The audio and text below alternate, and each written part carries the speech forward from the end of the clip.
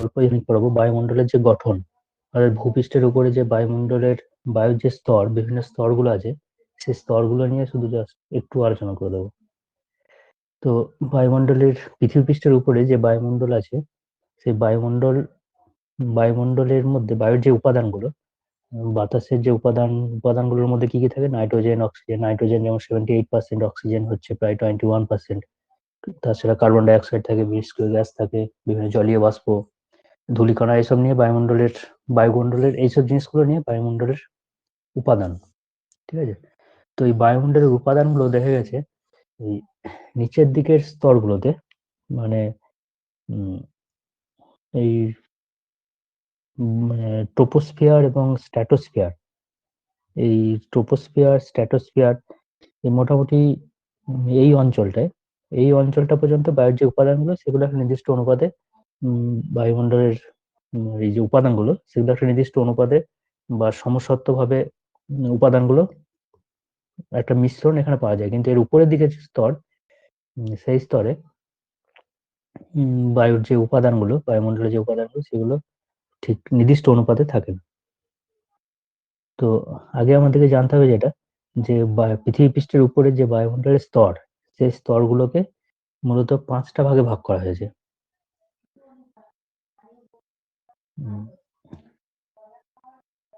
এগুলোকে মোটামুটি 5টা স্তরে ভাগ করা হয়েছে।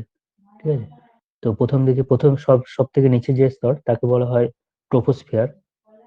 সব থেকে নিচের দিকে যে স্তরটা, সেটা হচ্ছে ট্রোপোস্ফিয়ার। তারপর আছে, তার উপরে আছে স্ট্র্যাটোস্ফিয়ার, তারপর আছে মেসোস্ফিয়ার, তারপর হচ্ছে থার্মোস্ফিয়ার, তারপর থাকে এক্সোস্ফিয়ার। তো মূলত এই 5টা স্তরে বায়ুর স্তর সেগুলোকে ভাগ করা হয়েছে। সবথেকে নিচে যেটা, সেটা হচ্ছে ট্রোপোস্ফিয়ার। এই ট্রোপোস্ফিয়ারের বিস্তার প্রায় 0 থেকে 10 কিলোমিটারের মতো, মোটামুটি 0 থেকে 10 কিলোমিটার পর্যন্ত, যেটা সেটাকে বলা হচ্ছে ট্রোপোস্ফিয়ার। ঠিক আছে? সব থেকে ভূপৃষ্ঠের ঠিক উপরে যে বায়ুর স্তর, সেটাকে বলা হচ্ছে ট্রোপোস্ফিয়ার।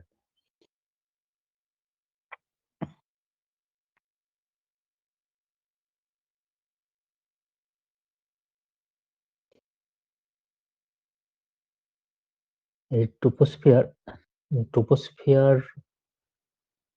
ট্রোপোস্ফিয়ারের পরে যেটা থাকে, সেটাকে বলা হয় স্ট্র্যাটোস্ফিয়ার। ঠিক আছে? তো ট্রোপোস্ফিয়ারের উপরে যেটা থাকে, সেটা হচ্ছে স্ট্র্যাটোস্ফিয়ার। তো এই ট্রোপোস্ফিয়ার আর স্ট্র্যাটোস্ফিয়ারের মাঝখানে যে অঞ্চল, সেটাকে বলা হয় ট্রোপোপজ।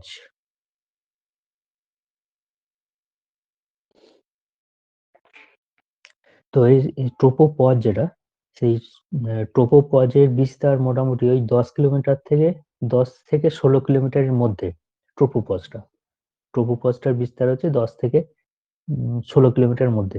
আর স্ট্র্যাটোস্ফিয়ার যেটা শুরু, সেটা মোটামুটি 16 থেকে 45 কিলোমিটার পর্যন্ত, মোটামুটি।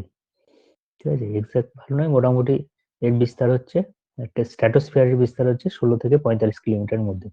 আচ্ছা, সব থেকে নিচে যে বায়ুমণ্ডলের স্তর, সেটাকে বলা হচ্ছে ট্রোপোস্ফিয়ার। তার উপরে যে বায়ুমণ্ডলের স্তর, তাকে বলা হচ্ছে স্ট্র্যাটোস্ফিয়ার। তো এরপরে স্ট্র্যাটোস্ফিয়ারের পরে যে বায়ুস্তর, সেটাকে বলা হচ্ছে মেসোস্ফিয়ার। তারপর থার্মোস্ফিয়ার আছে, তারপর হচ্ছে এক্সোস্ফিয়ার। তো এই যে দুটো করে বায়ুর যে স্তর, ট্রোপোস্ফিয়ার এবং স্ট্র্যাটোস্ফিয়ারের মাঝখানে যে স্তর, সেটাকে বলা হচ্ছে ট্রোপোপজ। একই রকম ভাবে স্ট্র্যাটোস্ফিয়ার এবং মেসোস্ফিয়ার, এদের মাঝখানে যে অঞ্চল, সেই যে যেখানে মিশছে এরা দুটো, স্ট্র্যাটোস্ফিয়ার এবং মেসোস্ফিয়ার, সেই অঞ্চলটাকে বলা হচ্ছে ট্রোপোপজ। ঠিক আছে? এই ধরনের মেসোস্ফিয়ার এবং থার্মোস্ফিয়ারের মাঝখানে যে অঞ্চলটা, সেটাকে বলা হচ্ছে মেসোপজ। তো মোটামুটি যেটা জানতে হবে, যে বায়ুমণ্ডলের যে স্তরগুলো, সেই স্তরগুলোর বিস্তার কোনটার কতটা, অর্থাৎ ট্রোপোস্ফিয়ারের বিস্তার প্রায় 0 থেকে 10 কিলোমিটার পর্যন্ত। স্ট্র্যাটোস্ফিয়ারের বিস্তার প্রায় 16 থেকে 45 কিলোমিটার মতো। মেসোস্ফিয়ারের বিস্তার হচ্ছে প্রায় 45 থেকে 90। তারপর থার্মোস্ফিয়ার হচ্ছে 90 থেকে 500 কিলোমিটার। মোটামুটি এই ধরনের বিস্তার, মোটামুটি একটা আন্দাজ জেনে রাখলেই হবে। তার উপরে যেটা থাকে, সেটাকে বলা হচ্ছে এক্সোস্ফিয়ার। তো যাই হোক, মোটামুটি একটা স্ট্যাটিস্টিক্স রাখলেই হবে। আচ্ছা, এখানে যে একটা গ্রাফ দেখতে পাচ্ছ, উচ্চতার সঙ্গে উষ্ণতার একটা গ্রাফ এখানে দেখানো হয়েছে। এই যে গ্রাফটা, আর এটা হচ্ছে উচ্চতা। ঠিক আছে, এই উপর দিকে উঠলে এটা হচ্ছে উচ্চতা বোঝাচ্ছে, আর এদিকে হচ্ছে উষ্ণতা, টেম্পারেচার।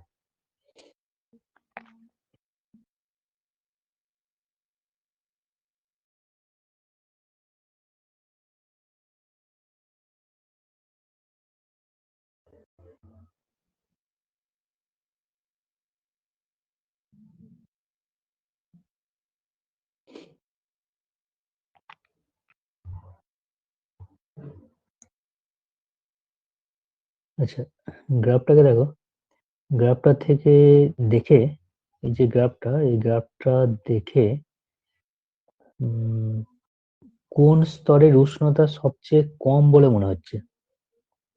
আচ্ছা, এখানে উষ্ণতাটা যেটা দেওয়া আছে সেটা হচ্ছে কেলভিন স্কেলে দেওয়া আছে।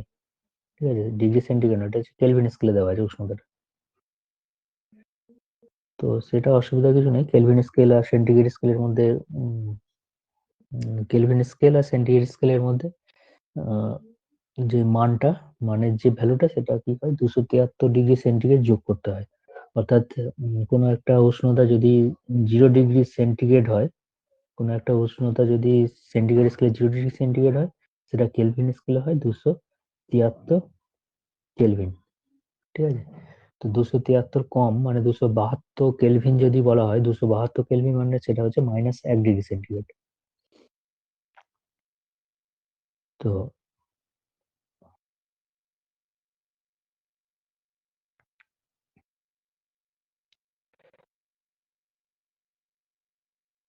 তাহলে এইদিকে যে উষ্ণতা গুলো, এখান থেকে দেখো 230 আছে, এখানে 250, 270, মানে 273, মোটামুটি এখানটা 273 হবে, 270 পর এখানটা এই জায়গাটা 273 ডিগ্রি সেন্টিগ্রেড হবে।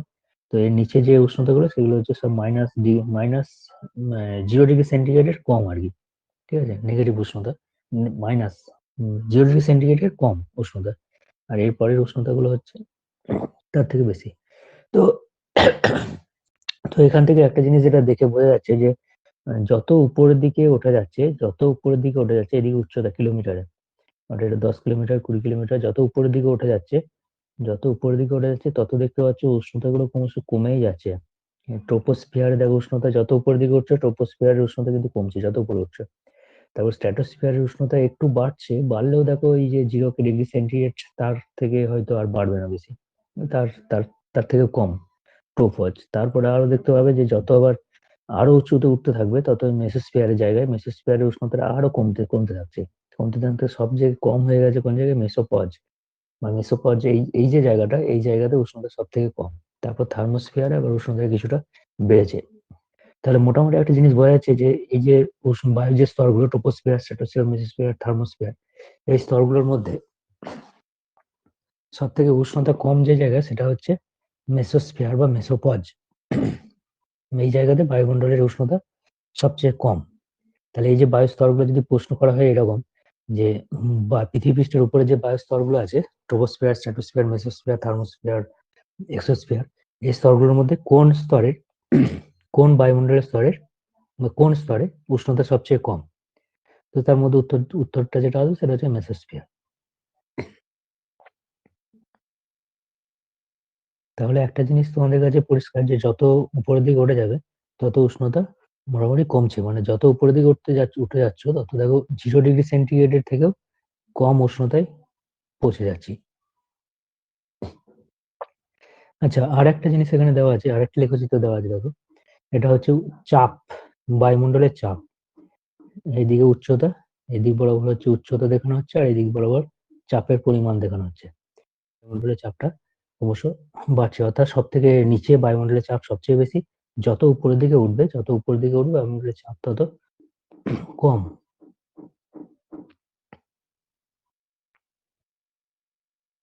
তো মোটামুটি বায়ুমণ্ডলের যে স্তরগুলো, স্তরগুলোর যে উম, বিন্যাস, সেটা মোটামুটি বলা হলো।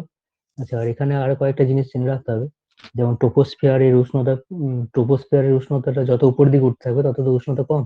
মোটামুটি ভূপৃষ্ঠের উপরে উষ্ণতা গড় যদি ধরা হয় 20 ডিগ্রি সেন্টিগ্রেড, তো ট্রোপোস্ফিয়ারের মধ্যে উষ্ণতা মোটামুটি ভ্যারি করে 20 থেকে প্রায় -55 ডিগ্রি সেন্টিগ্রেডের মধ্যে। আর এই যে এখানে এই এই স্তরে মানে ট্রোপোস্ফিয়ার স্তরে ধূলিকণা জলকণা এসব প্রচুর পরিমাণে থাকে, সেই জন্য এখানে মেঘ, ঝড় বৃষ্টি, বজ্রপাত ইত্যাদি এই অঞ্চলের মধ্যে ঘটে। ঠিক আছে। স্ট্র্যাটোস্ফিয়ার স্ট্র্যাটোস্ফিয়ারটা মূলত শান্ত মণ্ডল বলা হয়। স্ট্র্যাটোস্ফিয়ারের আরেকটা নাম দেওয়া আছে শান্ত মণ্ডল। তো এই স্তরে অক্সিজেনের পরিমাণটা কম, কিন্তু এখানে ওজোন স্তর আছে। স্ট্র্যাটোস্ফিয়ারের মধ্যে একটা ওজোন স্তর, ওজনের পরিমাণটা অনেক বেশি থাকে, ওজোন গ্যাসের পরিমাণ। এই স্তরের মধ্যে জেট বিমানও চলাচল করতে পারে স্ট্র্যাটোস্ফিয়ারের মধ্যে। আর জেট বিমান চলাচল করতে পারার কারণটা কি, এখানে ঝড় বৃষ্টিটা কম হয়, সেই জন্য এটাকে মূলত স্ট্র্যাটোস্ফিয়ার বলা হয়।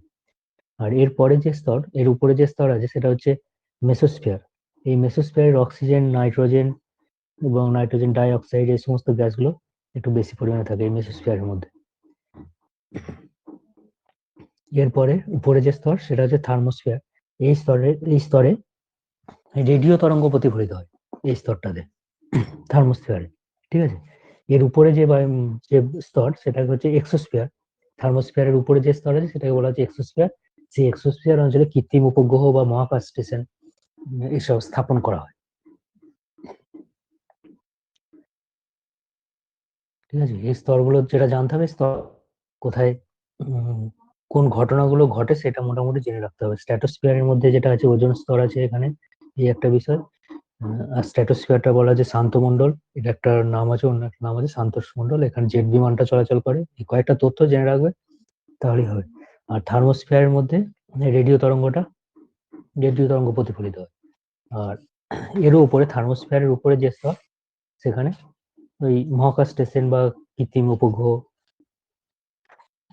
এসবগুলো স্থাপন করা হয়ে থাকে।